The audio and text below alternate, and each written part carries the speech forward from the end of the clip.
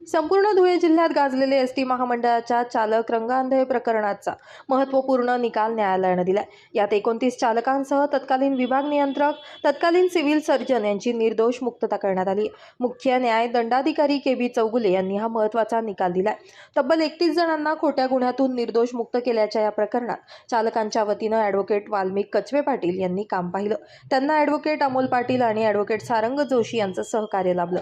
तब्बल 11 वर्षांनंतर गुन्ह्यातून दोषमुक्त झाल्यानं कर्मचाऱ्यांच्या चेहऱ्यावर आनंद ओसंडून वाहत होता। 2015 मध्ये धुळे एसटी महामंडळातील रंगअंधळेपणाचा दोष असलेल्या चालकाची सेवा सुरक्षा रक्षक म्हणून वर्ग करण्यात आली होती। ज्या चालकांनी दृष्टिदोष असल्याचं सिव्हिल सर्जन यांचं प्रमाणपत्र दाखल केलं, त्या प्रमाणपत्राच्या आधारे विभाग नियंत्रकांनी एसटी महामंडळाच्या विविध डेपोंमध्ये आगारात सुरक्षा रक्षक म्हणून त्या चालकांची सेवा वर्ग केली। मात्र या कर्मचाऱ्यांच्या नियुक्तीला काही सामाजिक कार्यकर्त्यांनी माहिती अधिकाराखाली आक्षेप घेतला।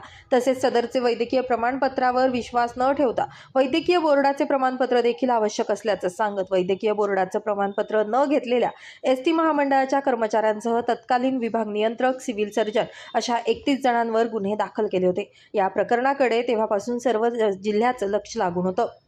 अधिकाऱ्यांसह 29 कर्मचाऱ्यांवर दाखल झालेल्या गुन्ह्यांनंतर ॲडव्होकेट वाल्मिक कचवे पाटील यांनी न्यायालयात प्रभावीपणे बाजू मांडली। चालकांवर झालेला अन्याय देखील न्यायालयाच्या निदर्शनास आणून दिला। वकिलांनी केलेला प्रभावी साक्षी पुराव्यांची दखल घेत न्यायालयानं सर्व चालकांसह सिव्हिल सर्जन, विभाग नियंत्रक यांची निर्दोष मुक्तता केली आहे। सगळ्यात महत्त्वाचं म्हणजे हा निकाल जिल्हा न्यायालयाने नव्हे तर मुख्य न्यायदंडाधिकारी जे धुळ्याचे त्यांनी तो हा निकाल दिलेला आहे। सन 2015 मध्ये धुळे एसटी महामंडळाच्या आगारातील काही चालक कर्मचाऱ्यांनी त्यांना रंग आंधळेपणा येतो या कारणास्तव काही प्रमाणपत्र दाखल केले होते आणि त्या प्रमाणपत्रावर भिस्त ठेवून तत्कालीन विभागीय नियंत्रक अविनाश पाटील यांनी या 29 चालकांची नियुक्ती एसटी महामंडळाच्या वेगवेगळ्या आगारांमध्ये सुपरवायझर म्हणून आणि स्वीपर म्हणून केलेली होती। परंतु काही सामाजिक कार्यकर्त्यांनी त्या संदर्भातली माहिती मागून माहिती अधिकाराखाली सिव्हिल सर्जन धुळे यांच्या प्रमाणपत्रावर भिस्त न ठेवता जे मेडिकल बोर्ड आहे यांचं देखील प्रमाणपत्र या ठिकाणी घेणं गरजेचं होतं आणि ते न घेता यांना नियुक्ती दिली। या कारणास्तव नाना मोरे म्हणून जे काही एस टी महामंडळाचे अधिकारी होते यांनी गुन्हा दाखल केला होता आणि त्या गुन्ह्याच्या अनुषंगाने या 29 चालक, त्याचप्रमाणे एस टी महामंडळाचे विभाग नियंत्रक, धुळे जिल्ह्याचे जिल्हा शल्य चिकित्सक, त्यानंतर मेडिकल ऑफिसर आणि विभागीय कर्मचारी अधिकारी यांच्यावर असे एकूण 32 लोकांवर गुन्हा दाखल झाला।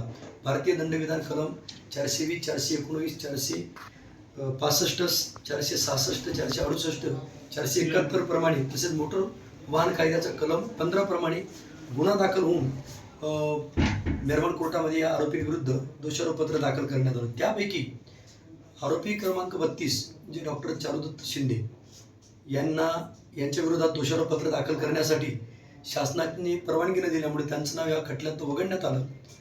त्याच्यानंतर इतर उर्वरित 31 आरोपींच्या विरोधात या न्यायालयामध्ये खटला चालला।